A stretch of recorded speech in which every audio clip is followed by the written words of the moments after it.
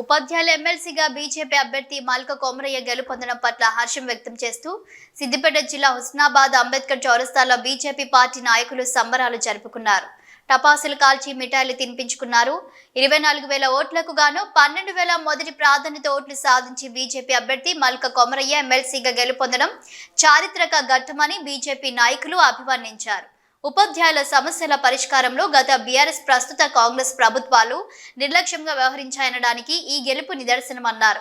317 GO రద్దు చేయాలని పోరాడిన కేంద్ర మంత్రి బండి సంజయ్ చేసిన కృషిని గుర్తించి ఉపాధ్యాయులు బీజేపీ అభ్యర్థిని గెలిపించారన్నారు.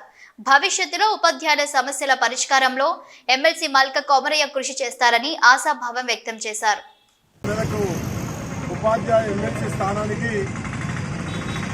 మాల్క కొమరయ్య గారు భారతీయ జనతా పార్టీ అభ్యర్థి మొదటి ప్రాధాన్యత ఓటుతోనే 24,000 పైచిలకు ఓట్లలో 12,000 పైచిలకు ఓట్లు సాధించి ఆంధ్రప్రదేశ్ తెలంగాణ చరిత్రలో మొదటి ప్రాధాన్యత ఓటుతో విజయం దక్కించుకున్నటువంటి మాల్క కొమరయ్య గారికి స్వాగతం తెలియజేస్తూ శుభాకాంక్షలు తెలియజేస్తూ ఈరోజు హుస్నాబాద్ పట్టణంలో మరి పండుగ వాతావరణంలో ఉత్సవాలు నిర్వహించుకోవడం జరుగుతుంది.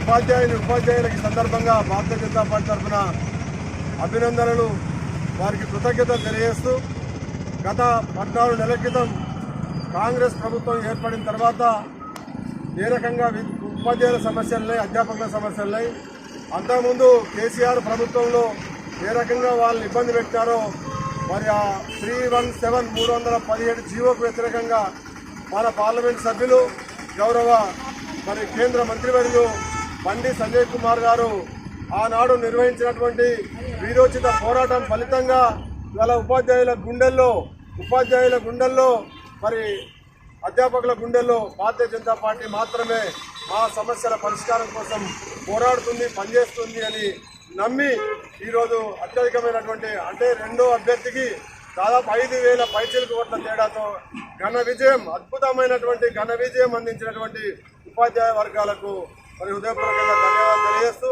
317 జీవోను విరమించుకోవాలని, రద్దు చేయాలని, ఉపాధ్యాయుల యొక్క సమస్యలను పరిష్కారం చేయాలని, పట్టించుకోవాలని ఆనాడు పోరాటం చేస్తే ఇవాళ ఉపాధ్యాయ ఎమ్మెల్సీ మనం గెలిచాం. ఆ ఉపాధ్యాయుల యొక్క అధ్యాపకుల యొక్క సమస్యల పరిష్కారం కోసం భవిష్యత్తులో మరింత